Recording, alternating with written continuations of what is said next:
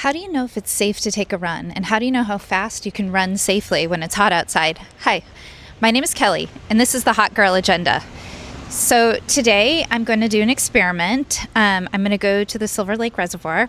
Right now it's morning time, so it's about 74 degrees and about the same in humidity. And I used a calculator to determine what my MET is, and that's how hard my body can work before it can't keep up with how fast it's heating up from all the running. And my MET is, for the sun, is about 5.5 today. And that means that it's only safe to kind of walk briskly, maybe like lightly jog.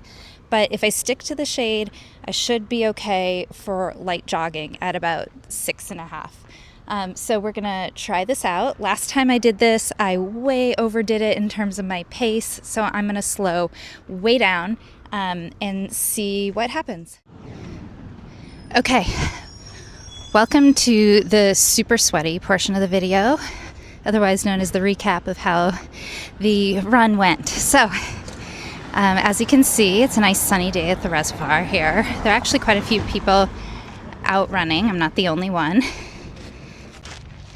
So you can see as you approach Armstrong Avenue, there's actually pretty good shade, and I always hop over to whichever side, morning, evening, which side is shadier. And it's morning time, so as I entered Armstrong Avenue, there's pretty good shade cover from the trees on both sides. So I was feeling pretty good at that point. And that's going to become key, that there's trees on both sides, because no matter which sun direction you're getting shade on this portion of the loop. But as you get closer to the Sunset Boulevard side of the reservoir, the shade just disappears.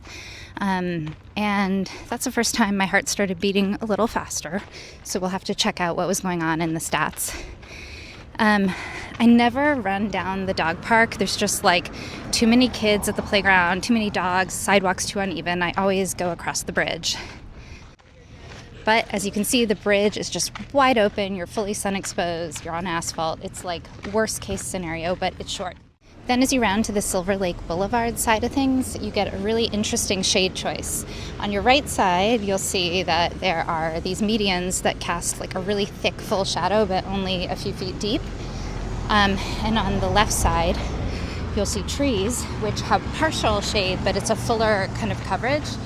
Stick to the side with the partial shade. Porous shade is always better than just shading your knees. At that point, you'll hit the Meadow, and there's actually really good shade on the trail. Take that.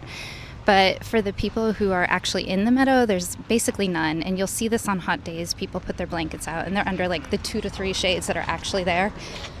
So if anyone's listening here from the city planning department, Silver Lake Meadow is not functional for 3-4 months of the year because there's absolutely no shade. Okay, then you get to the hill. Some people hate it. I love it. I'd much rather just run up a really steep hill than kind of slowly torture myself on a incline. But when I get there, what I do is I flip my music to something really aggressive, like metal or grunge, or just something really loud, and I plow through it. But today I tried to kind of do slow and steady. And as you can see, there's actually plenty of shade, but it's still a massive hill. So, I'm sure my heart rate was really high by the time I got to the top. And I took a pause to capture footage. Right, just to capture footage. Then we get to what I think is one of the least shaded portions here. It's fully sun exposed. It's kind of my least favorite part of the run. I don't know, I find it kind of dull.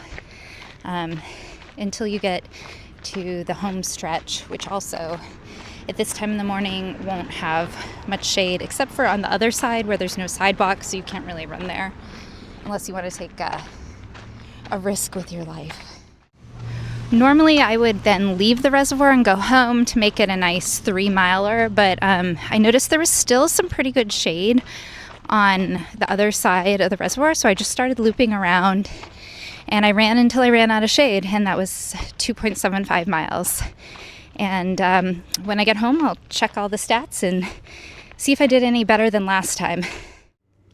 Okay, so I'm back home and I checked my stats, and if my goal was to hit that 6.5 MET, then I absolutely failed.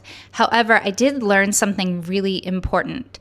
I was running about a 9.5 minute pace, and that put me at about a 10.5 MET, which would say that I was above the threshold for which my body could cool itself and keep pace with how hot my body was getting from all the physical activity.